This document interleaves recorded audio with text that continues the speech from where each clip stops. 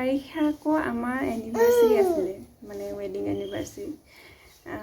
মাৰ্চৰ 1 তাৰিখেও ধুনীয়াকৈ আমি কেক চেক কাটিলোঁ, ধুনীয়াকৈ ঘৰতে ভাত এসাঁজ খালোঁ চবেই। তেওঁ গৈছিলে শিৱসাগৰ, সেইদিনটো ধুনীয়াকৈ গ'ল। তাৰপৰা 2 তাৰিখ আৰু 3 তাৰিখ, 3 তাৰিখৰ দিনা মাজত এদিন থাকি 3 তাৰিখৰ দিনা ঠিকে আছোঁ, ৰাতিপুৱা ধুনীয়াকৈ আছোঁ, উঠিছোঁ মেলিছোঁ, যিখিনি খাদ্য খাব লাগে খালোঁ কৰিলোঁ, গা পা ধুলোঁ, ধুনীয়াকৈ আছোঁ। তাৰপৰা সেইদিনা আকৌ আমাৰ মানে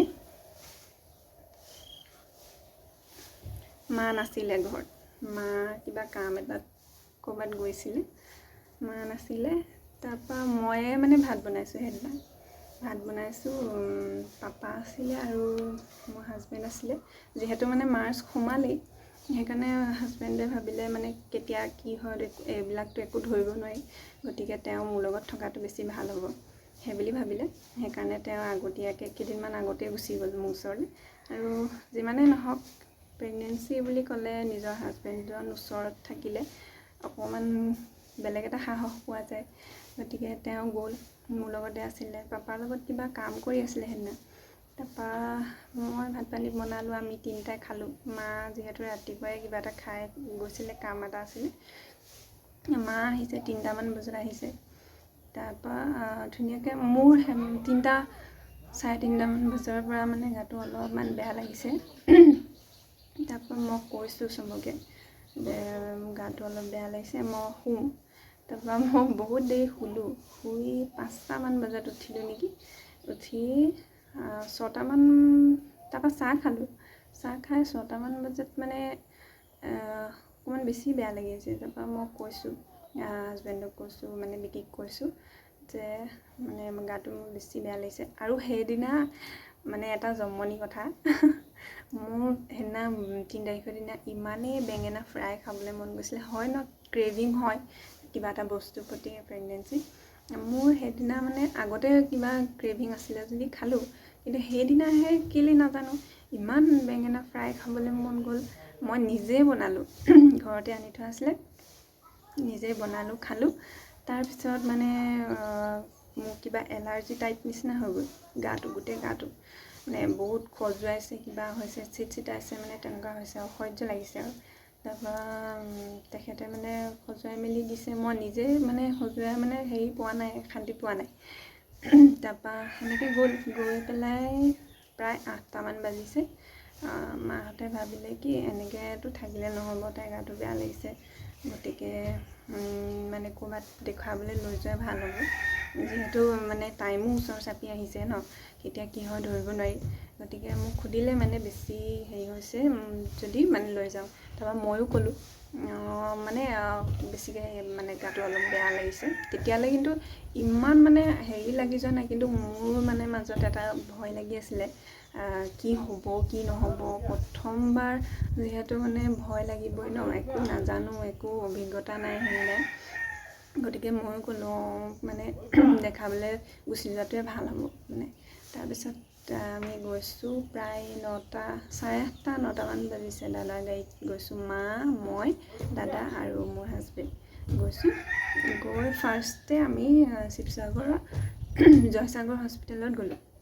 মানে ফাৰ্ষ্ট তাতে গৈছোঁ আৰু যদি ইনকেছ কিবা প্ৰব্লেম হয়, ভাবিছিলোঁ মানে বেলেগ হস্পিটেলত যাম আৰু কিবা যদি বিশেষ কিবা প্ৰব্লেম হয়। সম্প্ৰীতি দেখাই আছিলোঁ যিহেতু, সম্প্ৰীতিটো গুচি গ'লোহেঁতেন, কিন্তু তাতে ফাৰ্ষ্ট গ'লোঁ, মানে ক'লেগৈ মাহঁতে যে তাই মানে এনেকুৱা তেনেকুৱা হৈ আছিলে, এতিয়া মানে গা বেয়া লাগিছে। তাৰপিছত মোক হেৰি দিলে, ফৰ্ম এখন ফিল আপ কৰিব দিলে, দাদাই কৰি দিলে ফৰ্মখন ফিল আপ, চাইন টাইন কৰি দিলে হাজবেণ্ডে। তাৰপৰা মোক চিট ল'বলৈ ক'লে, চিট ল'লোঁ সেইদিনা। চিট লোৱা মানে কাগজ পত্ৰ কৰি মেলি, আৰু মই ক'ত দেখাইছিলোঁ, কি কৰিছিলোঁ, আগত কিবা প্ৰব্লেম আছিলে নি, কিবা নি, সেইবোৰ মানে চাই মেলি হোৱালে মানে মোক চিট দিয়ালে প্ৰায় 10টা 11টামান বাজিলে। তাৰপৰা মোক চেকিঙো কৰিছিলে। মানে টাইম পাইছেহি নে নাই পোৱাহি নাৰ্ছবিলাক থাকেতো। তাৰপৰা ক'লে কি মানে এতিয়াও টাইম আছে বুলি ক'লে। তাৰপৰা আমি ভাবিছোঁ টাইম আছে যদি এনেই মানে হস্পিটেলত থাকি দিওঁ জানো ৰাতি, এনেকৈ ভাবিছিলোঁ। তাৰপৰা আমি গোটেইকেইটাই আলোচনা কৰিলোঁ আৰু আকৌ যদি গুচি যাওঁ ঘৰলৈ, আকৌ ঘৰত কিবা যদি প্ৰব্লেম হয় তেতিয়া আকৌ দিগদাৰ হ'ব। সেইকাৰণে আজি ৰাতিটো থাকি দিওঁ, কাইলৈ কি হয় দেখা যাব, সেনেকৈ ভাবিছিলোঁ। তাৰপৰা মোক চালাইন এটা দিলে আৰু মানে ইনজেকশ্যন এটা দিলে। তেনেকৈ আছোঁ থাকি পেলাই ৰাতি প্ৰায় 1:30মান বাজিছে। 1:30মান বজাৰ পৰা আৰু মানে মোৰ পেইন অহা ষ্টাৰ্ট হৈ গৈছে, বহুত পেইন আহিছে আৰু। তাৰপৰা ডক্টৰক সুধিলেগৈ গৈ, ক'লে অলপ টাইম ৰ'ব লাগিব, মানে বহুত বেছি যেতিয়া হেৰি হ'ব, যিহেতু মানে চি ছেকশ্যন হ'লে সেইটোৰো প্ৰচেছ বেলেগ আৰু মোৰ যিহেতু নৰ্মেল আছিলে, গতিকে সেইটোও প্ৰচেছ বেলেগ। গতিকে তেওঁলোকৰ মতে অকণমান ৰ'বলৈ ক'লে। 1:30 বজাৰ পৰা 4টামান বজালৈকে ৰৈছোঁ আৰু মানে ৰাতি কোনো খোৱা নাই। মা, মই আৰু হাজবেণ্ড আছিলে, তিনিওটাই মানে নাই খোৱা আৰু মোৰ লগতে লাগি আছে। 4টামান বজাত মই বাথৰুম গ'লোঁ হাজবেণ্ডৰ সৈতে ধৰি। তাৰপৰা দেখিছোঁ আৰু বেলিটো মানে লাহেকৈ ওলাই আহিছে। তাৰপৰা মই হাজবেণ্ডক কৈছোঁ, নাই মই নোৱাৰিছোঁ, তুমি সোনকালে ডক্টৰক মাতি দিয়া, মানে মোক লৈ যাবলৈ কোৱা। তাৰপৰা গ'ল, হাজবেণ্ডে ক'লেগৈ। তাৰপিছত মোক লৈ গ'ল আৰু গৈ পেলাই আকৌ এক্সট্ৰা এটা ৰুমত ৰাখি দিলে। তাৰপৰা আৰু অলপ টাইম আছে বুলি ক'লে, নাজানো মানে কি তেওঁলোকে বুজি পাব সেইবিলাক। তাৰপৰা ৰাখি দিলে প্ৰায় 7:30 মানত মোক আকৌ লেবাৰ ৰুমত নিছে আৰু 7:58 ইভান জন্ম হৈছে। ফাৰ্ষ্ট জন্ম হৈছে আৰু মোক কৈছে ল'ৰা এটা হৈছে বুলি। তাৰপৰা হাজবেণ্ডক মাতিছে, হাজবেণ্ডক দেখাইছে, জাষ্ট দেখাই পেলাই আকৌ তেওঁলোকৰ বেবী মানে হেৰিয়াত ৰাখি দিছে আৰু।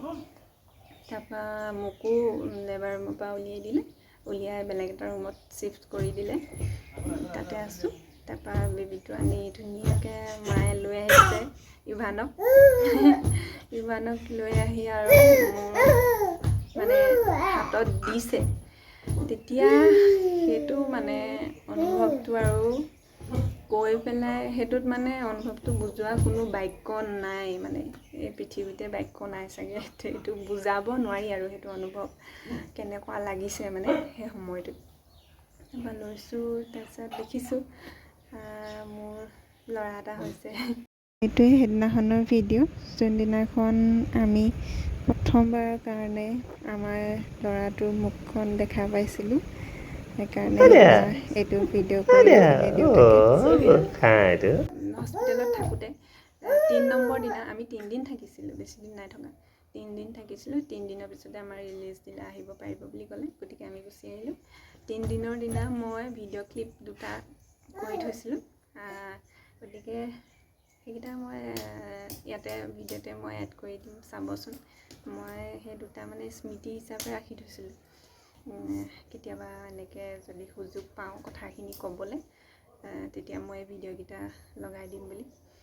গতিকে ভিডিঅ'কেইটা চাওক। আজি এইটো ভিডিঅ' মোৰ জীৱনৰ কাৰণে এটা মেমৰেবল ভিডিঅ' হৈ ৰ'ব বুলি বনাই থৈছোঁ। আৰু আমি আছোঁ হস্পিটেলত, দেখি চাগে গমেই পাইছে আপোনালোকে। আৰু ফাইনেলি মোৰ জীৱনলৈ যাক বহুত দিনৰ পৰা ভাবি আছিলোঁ, আশা কৰি আছিলোঁ আহিব বুলি, আহিলে। মোৰ এটা বেবী বয় হৈছে ইতিমধ্যে আৰু বহুত হেপ্পী আমি। কি ক'ম, সেইটো মানে ভাষাৰে বুজাব নোৱাৰি আৰু। যিমান দুখ কষ্ট আছিলে সেই গোটেইখিনি তাৰ মুখখন চাই এতিয়া পাহৰি গৈছোঁ, অকণমান ৰিকভাৰী হৈছোঁ। মই ইয়াত থকা প্ৰায় 3 দিনেই হ'ল। অকণমান 2 দিনমান মানে অসুস্থতা আছিলে, সেইকাৰণে ভিডিঅ' চিডিঅ' বনোৱা নাই। আজি অলপমান ভাল লাগিছে, সেইকাৰণে ভাবিলোঁ এইটো চান্স আৰু ক'ত আৰু জীৱনত ঘূৰাই পাম, নহয়নে? সেইকাৰণে ভাবিলোঁ ভিডিঅ'টো কৰি ৰাখোঁ মোৰ ফোনতে। আমি ছানডে আহিলোঁ হস্পিটেল, ছানডে ৰাতি। তাৰপিছতে মানডে প্ৰায় ৰাতিপুৱা 8টামান বজাত মোৰ ল'ৰাটো জন্ম হৈছে আৰু আজি হয়তো আমাক ডিছচাৰ্জ দিবও পাৰে। সেইকাৰণে চব পেকিং চেকিং কৰি ৰেডি কৰি ৰাখিছোঁ, যদি ডিছচাৰ্জ দিয়ে আমি ঘৰলৈ যোৱাটো হ'ব আৰু। চ' ভাবিলোঁ হস্পিটেলত থাকোঁতেই পৰিৱেশটো মানে মোবাইলত ৰাখি থওঁ, তেতিয়া পিছত কেতিয়াবা চালে ভাল লাগিব আৰু। মৰ্ণিং উঠিলোঁ, উঠি পেলাই অলপ জুচ খালোঁ, চাহ খালোঁ। খাই এতিয়া মানে বেবীটো ডক্টৰৰ ওচৰত এবাৰ চেকআপত মাতিছে, তালৈ লৈ গৈছে দেউতাকে আৰু আইতাক আছে তাক লৈ গৈছে। গতিকে মই এতিয়া মানে ইয়াতে আছোঁ আৰু ৰুমতে। তাৰপিছত চব ঠিকে আছে ভগৱানৰ কৃপাত, মহাদেৱৰ কৃপাত। যেনেকৈ ভাবিছিলোঁ, যি ভাবিছিলোঁ অলপো মানে তেওঁ কষ্ট নিদিয়াকৈ ধুনীয়াকৈ পাৰ কৰিলে। তেওঁক বহুত বহুত ধন্যবাদ। লগতে আপোনালোকেও যোনে মোক ব্লেছিংছ দিছিলে তেওঁলোককো বহুত বহুত ধন্যবাদ আৰু আগলৈও ব্লেছিংছ দিব, যাতে আগৰ সময়খিনিও ধুনীয়াকৈ পাৰ হৈ যায় আমাৰ দুটাৰ, আৰু মোৰ বেবীটো যাতে বহুত ধুনীয়াকৈ থাকে আৰু আশীৰ্বাদ কৰিব আপোনালোকে।